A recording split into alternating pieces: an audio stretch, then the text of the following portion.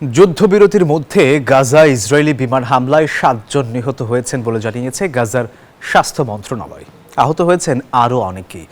এদিকে ইসরায়েলের পার্লামেন্টের মৃত্যুদণ্ড আইন পাশ হওয়ায় আইন বিরোধী বিক্ষোভে সমবেত হন ফিলিস্তিনিরা।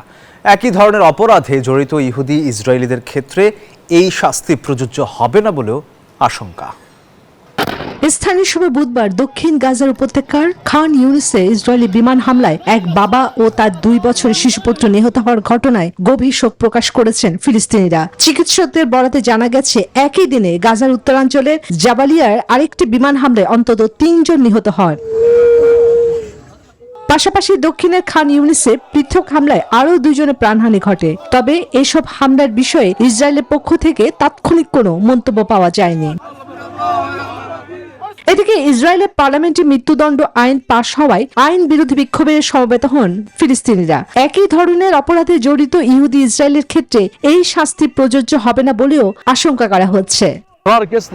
ফিলিস্তিনি বন্দীদের মৃত্যুদণ্ড কার্যকর করার আইনটির প্রতি ইসরায়েলি নেসেটের অনুমোদন এটি একটি নির্লজ্জ বর্ণবাদী আইন। এটা মানবতার মৃত্যুদণ্ড। এটা শুধু বন্দীকে একা হত্যা করে না, তার সাথে ওদের স্বপ্ন পূরণে পাশে থাকতে পেরে আমরা গর্বিত।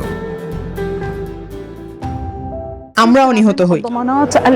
আইনটি আন্তর্জাতিক মহলে ব্যাপক সমালোচনার জন্ম দিয়েছে। ইতিমধ্যে অধিকৃত পশ্চিম তীরে ফিলিস্তিনিদের বিরুদ্ধে ইহুদি বসতি স্থাপনকারীদের সহিংসতা বৃদ্ধি এবং গাজায় চলমান সংঘাতের কারণে ইসরায়েল তীব্র সমালোচনার মুখে রয়েছে। চন্দ্রানী চন্দ্রা, নিউজ 24।